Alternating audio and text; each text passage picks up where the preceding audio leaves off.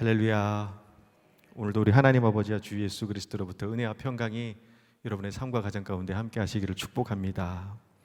오늘은 영성 회복을 위한 기도 주간 마지막 시간입니다. 무더운 날씨 가운데서도 매일 저녁마다 함께 모여서 마음을 다해 찬양 드리고 또 말씀을 듣고 뜨겁게 기도했는데요. 이 시간들을 통해서 우리를 향한 하나님의 섭리를 믿으며 또 상처와 아픔이 주님 안에서 회복되고 치유되는 은혜가 우리 가운데 함께하기를 소원합니다. 그리고 오늘은 마지막으로 진정한 치유와 회복은 함께할 때 이루어진다라는 주제로 여러분과 함께 말씀을 나누도록 하겠습니다. 역대 최고의 설교가로 불리는 영국의 찰스 스펄전 목사님의 별명은요, 설교의 황태자였습니다. 그래서 세계적으로 많은 목회자들이 스펄전 목사님의 설교 비법을 배우겠다고 몰려들었습니다. 그럴 때마다 스펄전 목사님은 아무 말 없이 모든 사람들을 지하 기도실로 안내했다고 합니다. 그리고 그곳에는 스펄전 목사님을 위해 기도하는 성도들이 있었고 그분들을 가리키며 목사님은 설교를 잘하는 비결은 바로 저분들입니다. 저분들이 저를 위해서 기도해 주기 때문입니다 라고 말했다고 합니다. 제가 서두에 이 말씀을 드리는 것은요, 목사님을 위해서 기도해 주십시오라고 부탁드리는 것도 있지만 이 이야기를 드리는 핵심은 하나님의 일은 혼자 하는 것이 아니라는 겁니다. 목사님이 혼자서 다 하는 것 같아 보이는 설교조차도 혼자 하는 것이 아니라 함께 하는 겁니다. 여러분, 하나님의 일에는요, 혼자란 없습니다. 아무리 능력이 많고 재능이 있고 은사가 있다 할지라도 주님의 일은 혼자 하는 것이 아니라 함께 하는 겁니다. 심지어 하나님의 아들 예수님조차도 혼자서 다 하시지 않으셨습니다. 예수님은 자신이 하실 일과 우리가 해야 할 일을 철저히 분리하셨습니다. 이번 한 주간 우리는 요한복음 11장 죽은 나사로를 살리시는 말씀을 함께 나누었는데요, 이 사건에서도 마찬가지입니다. 기적의 역사 속에서 주님은 혼자 다 하시지 않으셨습니다. 먼저 30절에서 그를 어디 두었냐라고 사람들에게 묻습니다. 예수님이 나사로가 어디 묻혔는지 몰라서 물었을까요? 아닙니다. 문제의 현장에 주님을 초대하라는 겁니다. 죽은 나사로를 살리는 것은 주님의 몫이지만 그 문제의 현장으로 주님을 모시는 일은 우리의 몫입니다.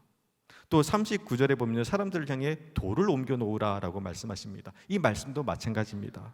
주님이 말씀만 하시면 돌문은 열렸을 겁니다. 그런데 사람들을 향해 돌을 옮겨 놓으라고 명하신 것은 이것은 우리를 향한 믿음을 보시기 원하셨던 것이고 또한 생명을 구원하는 일에 우리 모두가 동참하기를 원하셨던 겁니다. 그리고 마지막으로 죽은 나사로를 살리신 후에도 우리에게 또 명하십니다. 오늘 본문 말씀이기도 한데요, 나사로야 나오너라 라는 주님의 말씀에 죽은 나사로가 수족을 배로 동인 채로 나옵니다. 근데 여러분, 그 다음에 이어지는 말씀이 중요합니다. 우리 44절 말씀 우리 다시 같이 한 목소리로 읽도록 하겠습니다. 죽은 자가 수족을 배로 동인 채로 나오는데 그 얼굴은 수건에 쌓였더라. 예수께서 이르시되 풀어놓아 다니게 하라 하시니라. 아멘. 자, 여기서도 주님은 혼자 다 하시지 않으셨습니다. 죽은 나사로를 살리셨습니다. 말씀의 능력으로. 죽은 자가 수족을 배로 동인 채 나왔습니다. 사실 예수님의 입장에서 배로 동여진 것을 푸는 것쯤은요, 아무것도 아닐 겁니다. 얼굴에 덮인 수건을 벗기는 것쯤은 일도 아닐 겁니다. 그런데 예수님은요, 나사로를 살리셨고 그 후에 해야 할 일들을 사람들에게 명하십니다. 풀어놓아 다니게 하라. 이 말씀이 의미하는 것이 무엇일까요? 예수님은 예수님이 하실 일과 우리 사람들이 해야 할 일을 구분하셨습니다. 주님 혼자 다 하시지 않으셨습니다. 예수님은 사람이 해야 할 부분이 남아있음을 분명히 하셨고 그 일을 대신해 주시지도 않으셨습니다. 왜 그러신 걸까요? 이 말씀을 묵상하는 가운데 주님의 그 마음을 알고 나니까 은혜가 되었습니다. 그것이 무엇이냐? 사람들로 하여금 수족을 동인 배를 풀고 얼굴에 쌓인 수건을 벗겨주라고 한 이유는요, 그들이 직접 나사로를 동여맨 질긴 세마포를 풀어줌으로써 죽었다고 생각했던 나사로, 그래서 그들의 공동체에서 떠난 것으로 여겼던 나사로의 부재, 곧 무덤의 흔적들을, 죽음의 흔적들을 다 벗겨내게 하신 겁니다. 그들이 직접 세마포를 하나씩 벗겨냄으로써 죽었다가 다시 살아난 나사로를 그들의 공동체 안으로 다시 들어가게 하신 겁니다. 조금 더 쉽게 말씀드리면요, 자, 여러분, 우리 한번 생각해 볼게요. 죽은 나사로가 살아났습니다. 당연히 기쁘고 감사할 겁니다. 그런데 여러분, 마냥 기쁘기만 할까요? 이런 가정을 한번 해보겠습니다. 여러분의 공동체 안에 어떤 한 사람이 불의의 사고로 죽었다고 가정해 볼게요. 그래서 시신을 닦고 수의를 입혔습니다. 소위 말해 염을 다했습니다. 그리고 입관까지 끝났습니다. 죽은 지 사흘이 지났고 벌써 시체 썩은 냄새까지 납니다. 그런데 갑자기 그 죽었던 사람이 수의를 입은 채 관을 열고 나왔습니다. 어떠실 것 같으세요? 솔직히 죽었다가 살아났으니 기쁘겠죠. 그런데 여러분, 무섭지 않을까요? 이게 정말 사실인가 의심이 들지 않을까요? 그리고 이 사람이 전에 내가 알고 있던 그 사람이 맞나 궁금하지 않을까요? 그 모든 의문과 의심과 두려움을 너희들이 풀어놓아 다니게 하라고 명하심으로써 다 해결하신 겁니다. 사람들이 직접 묶었던 수의를 풀어주고 얼굴에 덮였던 수건을 걷어내 줌으로써 죽었던 나사로가 다시 살아났구나, 그 놀라운 기적 사건을 인정하게 되고 죽었던 나사로를 다시 공동체의 일원으로 받아들일 수 있게 한 겁니다. 생명만 다시 살리신 것이 아니라 관계까지도 회복시켜 주신 겁니다. 그리고 이것이 바로 진정한 치유이고 회복입니다. 여러분, 하나님의 놀라운 기적의 역사 뒤에는요, 그것을 함께하는 사람들의 동역이 뒤따릅니다. 그렇게 하나님은 우리와 함께 하나님의 구원의 역사를 이루어 가십니다. 함께.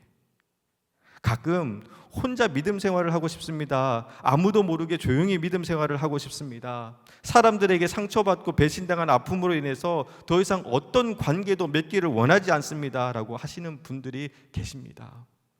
근데 그런 이야기를 들을 때마다 안타깝고 안쓰럽고 속상합니다.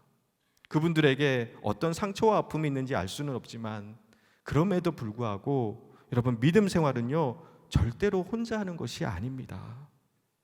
나사로를 다시 살리신 오늘 이 말씀을 근거로 설명드리면 이런 겁니다.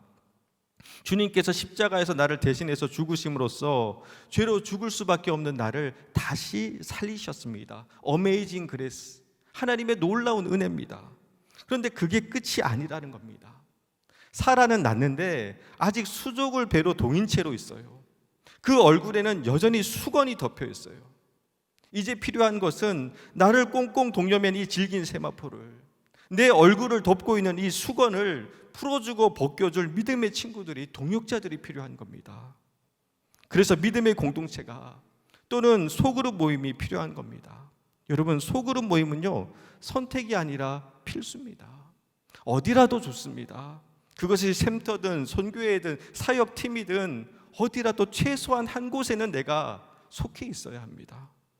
그리고 이미 소그룹 활동을 하고 계신다면요, 그 소그룹에 모인 사람들을 믿음의 동역자들로 만드세요.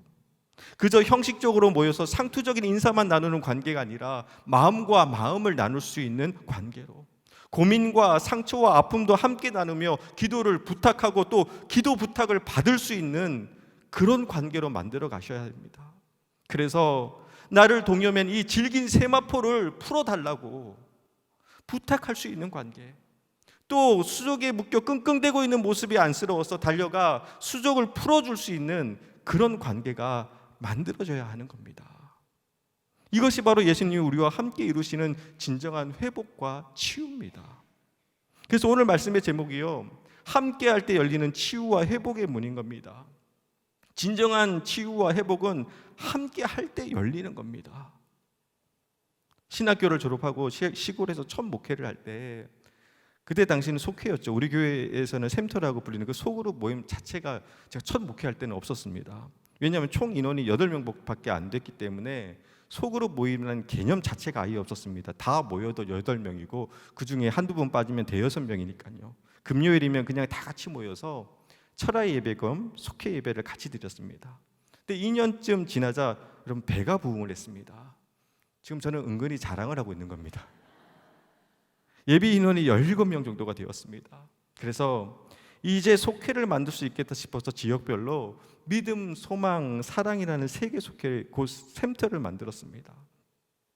그런데 믿음 속, 소망 속은 다 샘장들이 세워졌는데 사랑 속에는 샘장님 하실 분이 없으신 겁니다. 그도 그럴 것이 사랑 속 샘토원들의 구성을 보면요, 당시 93세였던 지순식 집사님은 글자를 모르십니다.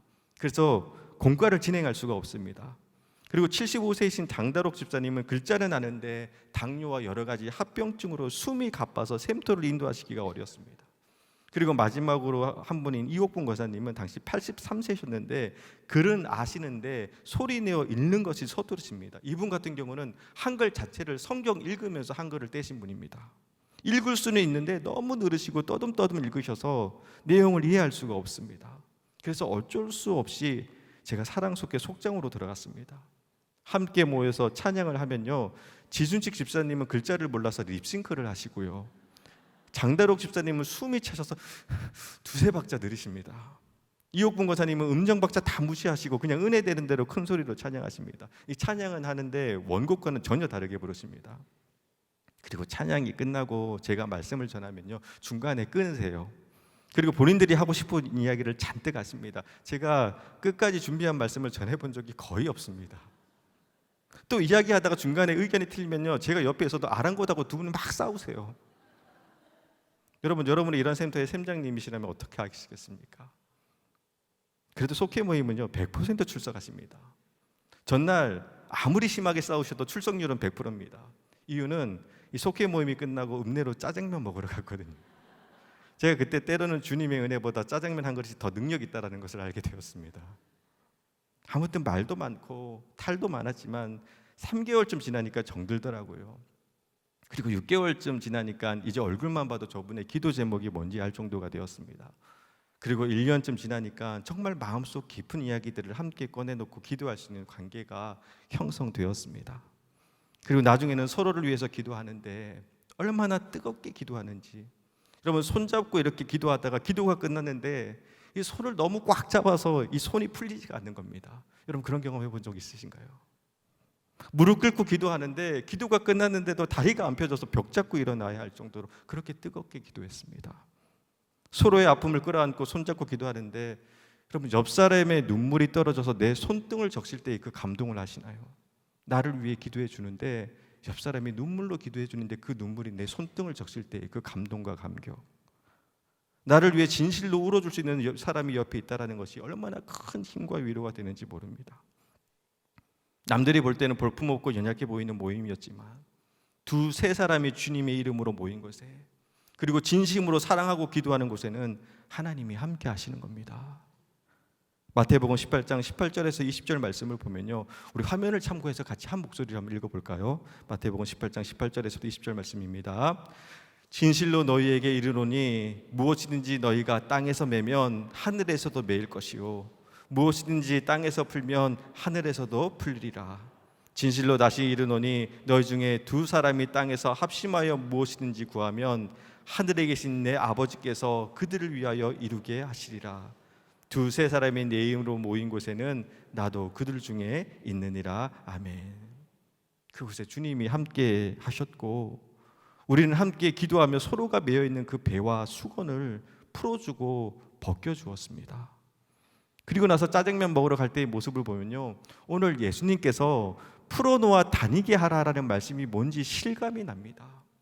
덮였던 것, 눌렸던 것, 아팠던 것, 서운했던 것, 속상했던 것 다 풀어버리고 다 던져버리고 나니까 외양간에 나온 송아지같이 뛰십니다.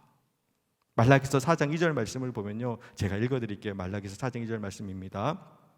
내 이름을 경외하는 너희에게는 공의로운 해가 떠올라서 치료하는 광선을 비추리니 너희가 나가서 외양간에 나온 송아지같이 뛰리라. 아멘.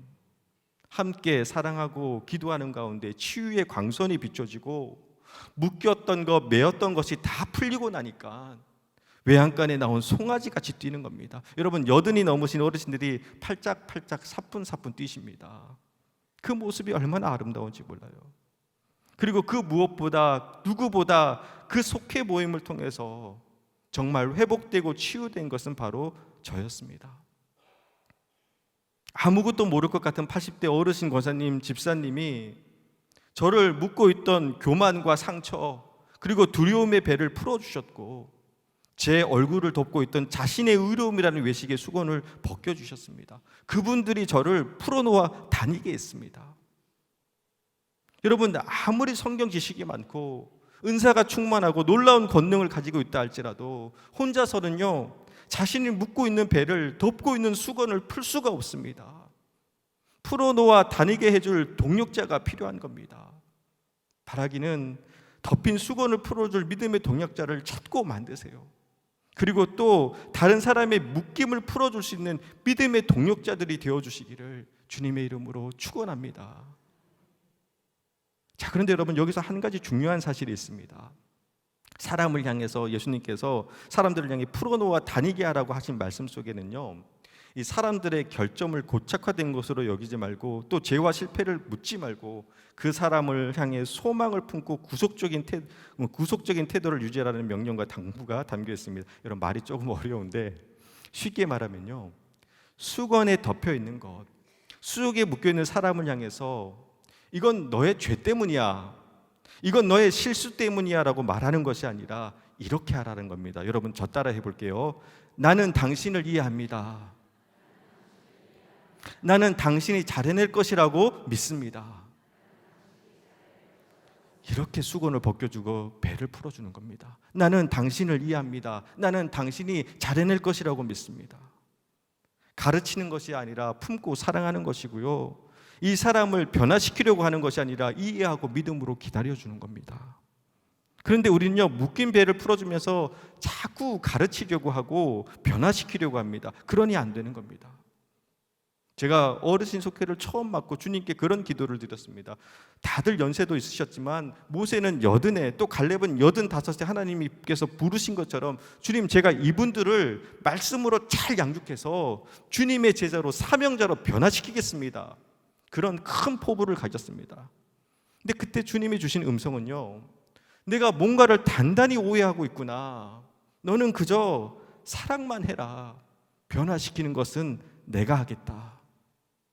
너는 그저 사랑만 해라. 변화시키는 것은 내가 하겠다. 가르치려고 하지 말고 그냥 사랑만 해라. 변화시키는 것은 내가 하겠다. 제가 그 음성을 듣고 시작한 것이 짜장면 먹으러 간 겁니다. 근데 그 속에서 주님은요, 그분들의 지난날의 쓴뿌리와 상처를 치유하셨고 또한 저를 회복시켜 주셨습니다. 아직도 기억나는 일화가 하나 있습니다. 지금 다시 생각해도 너무 부끄러운 일인데요, 하루는 속회 모임을 하다가 저도 모르게 집사님, 권사님, 저 머리 노랗게 염색하면 어떨까요? 라고 너스레를 떨며 물었습니다. 여러분, 저 머리 노랗게 염색하면 어떨까요? 그냥 별 의미 없이 심각해 한 말입니다. 그럼 당연히 전도사님, 목회자가 무슨 노란 머리입니까? 말도 안 되는 소리 좀 그만하세요. 그러실 줄 알았습니다. 근데 그때 권사님이 하신 말이 압권입니다. 전도사님은 노란 머리도 잘 어울릴 겁니다. 좋은 목사님 되실 겁니다. 우리는 그렇게 믿습니다. 그렇게 말하는데 그 말이 그동안 제 영혼을 묶고 있던 배가 다 풀리는 겁니다.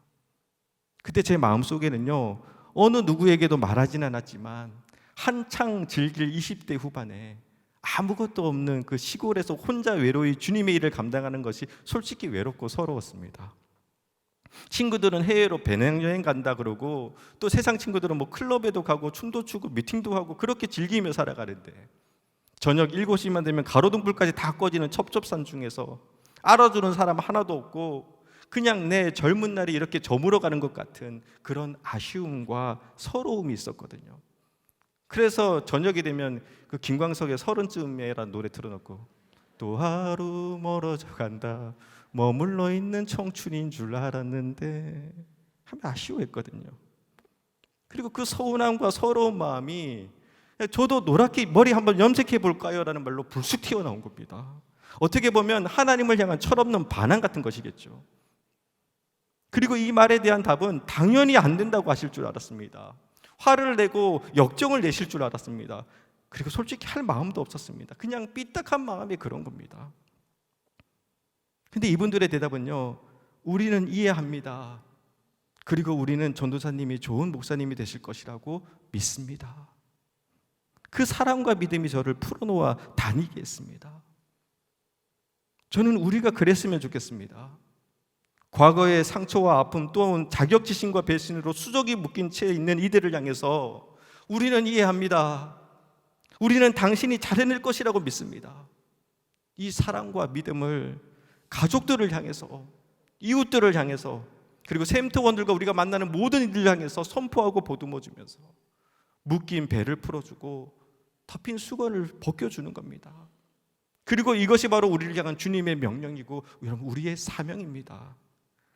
그리고 또 나의 묶인 배와 나의 덮인 수건을 벗겨줄 믿음의 동력자들을, 나를 위해서 기도해 줄 수 있는 기도의 중보자들을 여러분 세워가시기를 바랍니다. 이번 한 주간 영성 회복을 위한 기도 주간으로 함께 모여 기도했습니다. 그리고 오늘 그 마지막 시간인데요, 오늘 이 시간은 서로를 위해 기도해 주었으면 좋겠습니다. 누군가를 위해서 여러분 기도해 주세요. 그리고 누군가가 여러분을 위해서 분명히 기도할 겁니다. 그리고 그렇게 서로 묶인 배와 수건을 벗겨줌으로써 풀어놓아 다니게 하라라는 주님의 말씀처럼 죄의 사실, 과거의 쓴뿌리와 상처, 그리고 걱정과 염려와 두려움의 멍에를 다 끊어버리고 주님 안에서 치유되고 회복되어 여러분 외양간에서 나온 송아지와 같이 뛸 수 있는 그 은혜가 우리 가운데 가득하기를 주님의 이름으로 축원합니다.